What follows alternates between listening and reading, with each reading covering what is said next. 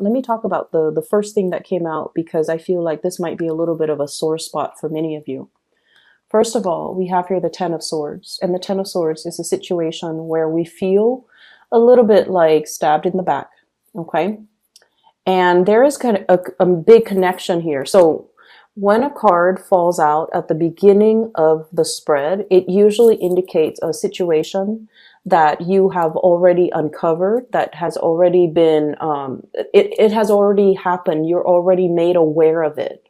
And so this is an ending of some sort, okay? An ending to a situation where you felt like defeated, where you felt, I feel like for many of you, recovering from illnesses as well, especially surgeries, dealing with some type of an emotional pain. And I feel for many of you, this can be in relation to siblings, in relation to some type of a childhood hurt or trauma, a situation where you had some emotional hangups as a child, some things that happened to you, and you kind of carry that chip on your shoulder.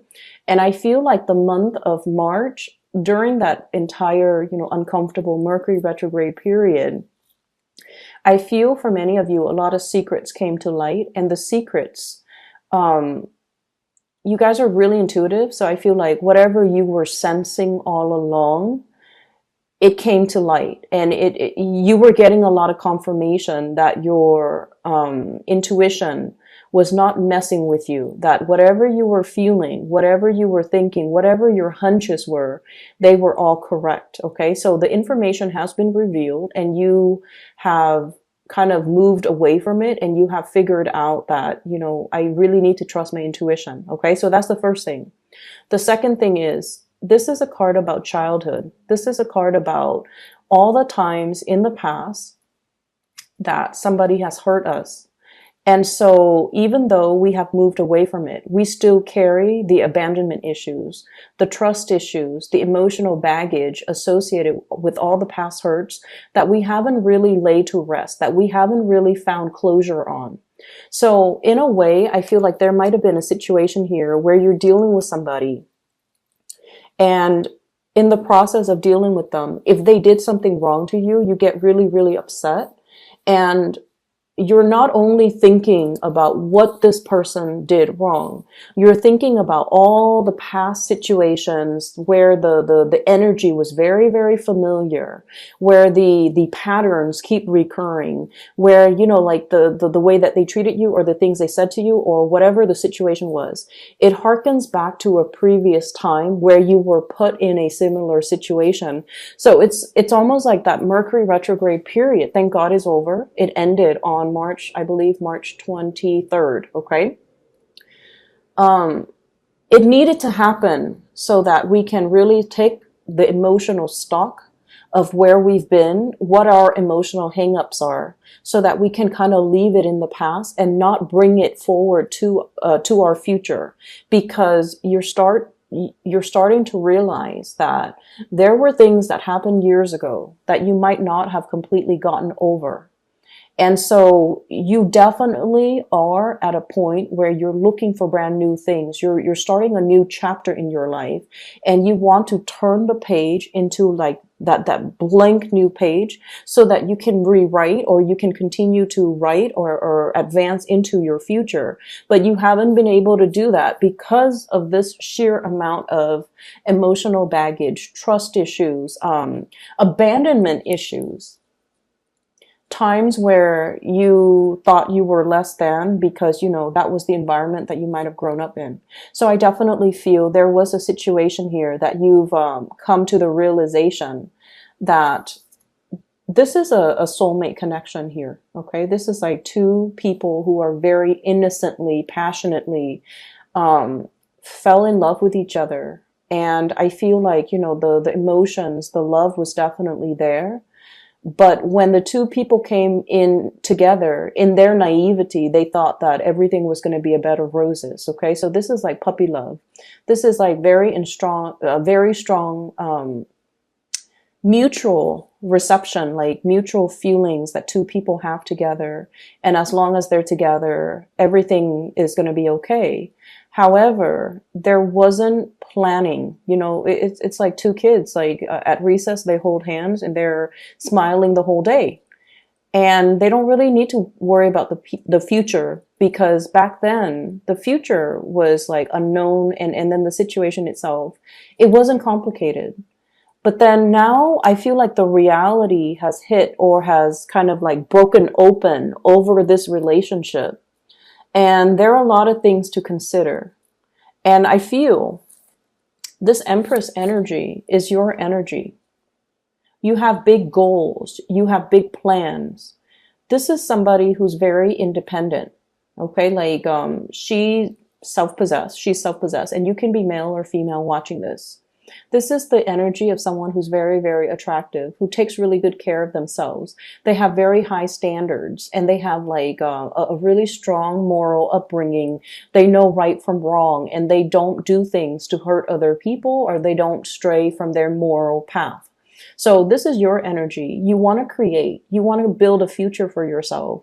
You're possibly at the very peak of your career as well. You're generating money. You're taking care of yourself. You're self-sufficient. Some of you could be like a single mom or a single dad, and you're in this state of mind where you take care of everything that's on the table. You take care of the kids. You take care of your business.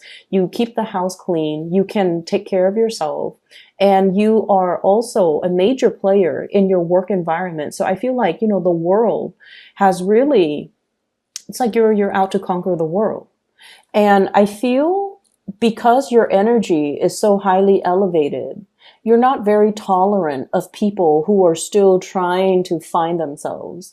You're not, this is somebody who's so self-sufficient that when life deals them a blow, they pick themselves up and dust themselves off and try again. They don't let life get to them. And I feel like in a way, it's sort of like the typical Aquarius person, because a lot of the times you don't blame your circumstances. Okay.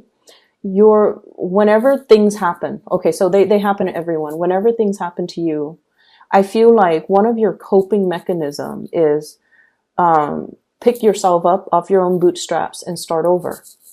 And so with Aquarius people, if someone really, really hurt you, you don't give them a second chance. You don't give them the time of day. You cut them out and you move on with your life. Even though it hurts, you bury yourself in work and you move forward, because that's what I'm feeling here.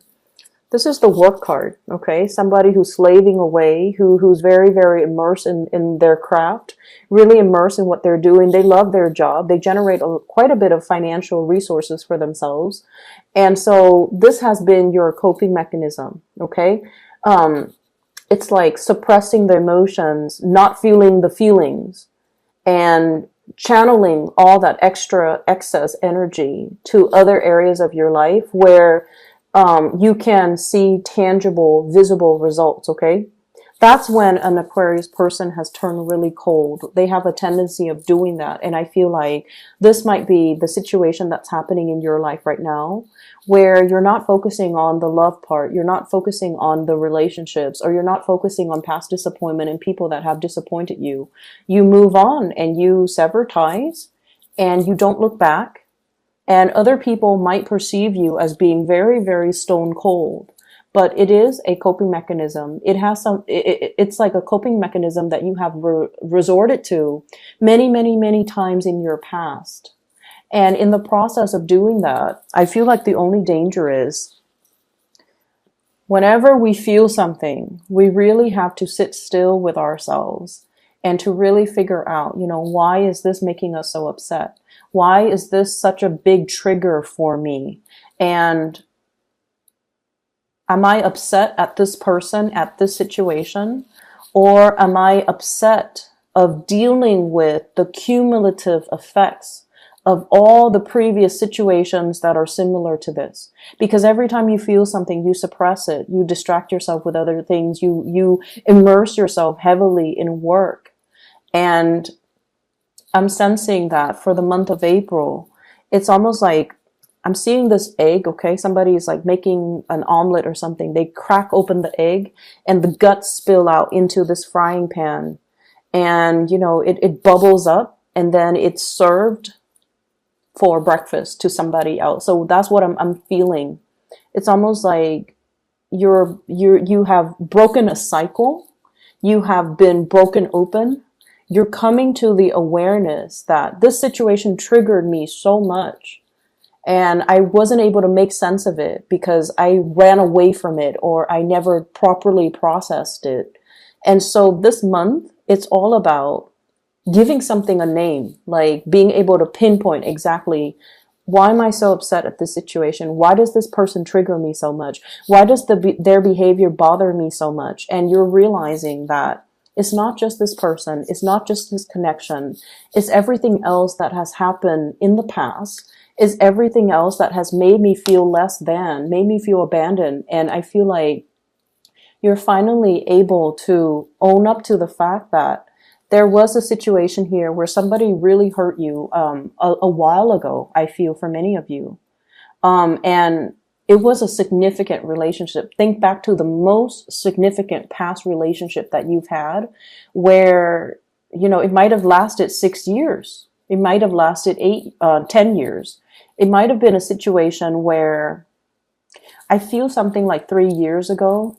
It harkens back to a situation that happened 3 years ago that you felt was very, very damaging. So whatever that is to you, Aquarius, I feel like now you're like, finally, I'm okay. You might have told yourself, like 2 years ago or 3 years ago, I'm okay, I'm okay.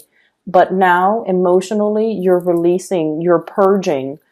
It's already at the end of the cycle. It's not going to be making a comeback. It's not going to affect your self-esteem or your sense of self-worth or your sense of lovability moving forward into the future. Okay. Many of you are having a major breakthrough in a relationship right now. Okay. We have here the Lovers. It's a really beautiful card. And we have the Empress.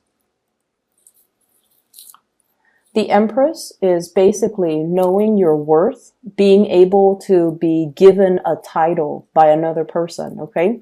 So this is somebody that is giving you a title. You have an official title in a situation. I don't like saying this, you're wearing the pants in the relationship. You're ruling the relationship. You're the strong one in the relationship. You're in charge of your relationship. And there's this no-nonsense type of an approach to the way in which you run the relationship. Okay. So I feel like, relationships are not supposed to be about power differentials, but I definitely feel like you're the one taking charge and actively maintaining your relationship. And you're trying really hard as well to be to demand like balance in your relationship, reciprocity, and, the mutual exchange of energy in your relationship, and you're not really tolerating anything less. And I feel like not only is this coming in the relationship sector, this is also coming in the friendship sector. The ones that have actively, touched your bubble, okay, that sphere with the electricity running through it.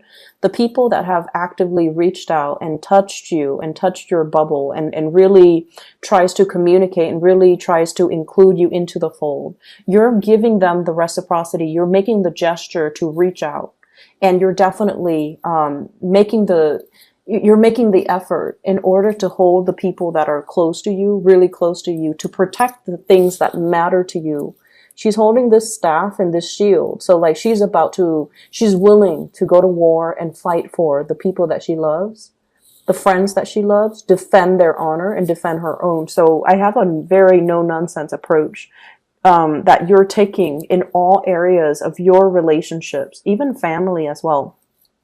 There's also a lot of love and support coming through from family members. Okay. So you have friendships that are really blossoming, relationships that are really thriving, family unit as well, that are just, bringing you a lot of emotional satisfaction, a lot of, I'm seeing like gentility, which is, it's a weird word. I never use that word. And I feel like when I say it, it denotes sort of like, a sense of like regality when it comes to our family. And then also the gentle and delicate and respectful way in which they give you love. Okay. They praise you. They, family members know all of our deepest, darkest, secrets, right? And they know us. They've seen us at our worst. They've seen us at our best. And I feel like there's this really beautiful energy coming through regarding family members and how much they really appreciate you. So you have a lot of love, a lot of support, and a lot of like praises coming through from other people. And I feel like a lot of it has to do with you softening up your energy, reaching out to other people. Let me talk about this first, and then I'll go back to this Queen of Swords. Okay, so we have a couple here. We have the Queen of Cups and the King of Cups. So both of these are court cards in the water suit, and whenever two court cards, especially the Queen and the King, comes out, it indicates a relationship, okay? Keep in mind, the cards are not gender specific, so either one of these could be you, okay? You don't have to identify with the gender of the card. Either one of these people could be you. There's one person who is a little bit more on the selfish end in this relationship, okay? And it's coming out as this, okay? This is somebody that is sort of like, I feel like the energy is apprehension, one foot out the door, somebody who's not 100% sure if they are able to reciprocate, okay? Like, I'm not sure if I can love you the way that you need to be loved. I'm not sure if I can give you everything that you deserve. I'm not sure if I am good enough for you. And I'm not sure if I am at my 100% best yet to be able to be your equal match, okay? Whereas the other person, this is somebody who's like, has made it, okay? They know what they want. They have their love right in front of them. And they're completely 100% committed and devoted. Whereas you have the other person who's a little bit more standoffish because they're not really sure how they feel about the situation and whether or not they're willing to commit 100%. So you're dealing with somebody that you feel is like your counterpart, your perfect match, your ideal match, somebody that brings you a lot of emotional stability and emotional satisfaction and emotional like uplifting. And if the cards were placed like this, then it indicates, you know, he's looking at her, there's mutual reception. But when it falls out like this, it's almost like one person is a lot more sure that they want this, whereas the other person is not really sure. And it's not that they're not sure about how they feel about you. I feel like they're not sure of their own capabilities, whether or not they're able to give you what you 100% deserve, what you 100% want from them. And I feel like I'm not sure I can give you what I feel like you deserve. You deserve the world, and I don't have the world to give you. You deserve, you know, to be like wine and dine in the finest restaurant, and I'm not sure if I have that to give you. You deserve to be decked out in, you know, like a big wedding dress with like 20 bridesmaids, with like a, you know, like a beautiful beachside wedding at a resort somewhere. And I'm not sure if I have the financial resources to give you that. So I feel like you're dealing with someone who is not sure of their capability. I do see a shyness here with the person that you're dealing with. And keep in mind, this is, you know, water energy, okay? Pisces, Cancer, Scorpio. This is somebody that really cares about you. They really care about you. But they feel like they have hang-ups. They have shortcomings. They have things in their lives that are not running smoothly the way that things are going in your life. So they're constantly comparing their capabilities, their station. They're constantly comparing their life with your life, and they feel like they don't live up to. They're not living up yet to their potential. And they feel like you're the empress. So emperors and the empress, they rule empires. The king only rules like a tiny little, you know, fiefdom or kingdom or whatever you call it. Okay. So it's like this trumps that. And so they feel almost like they don't have enough to give you. They can't love you the way that you deserve. And I'm sensing like, you know, yes, this is a personal hang up that's coming through from their end. But on the more, I guess like on the more pragmatic front, this is a person that feels like you deserve a lot more, and they're chastising themselves. Why can't I be the person to give that Aquarius person everything that they deserve? So I feel like you're dealing with somebody like that who is apprehensive because they're not able to give you everything that they feel you deserve. You might be dealing with a Cancer here.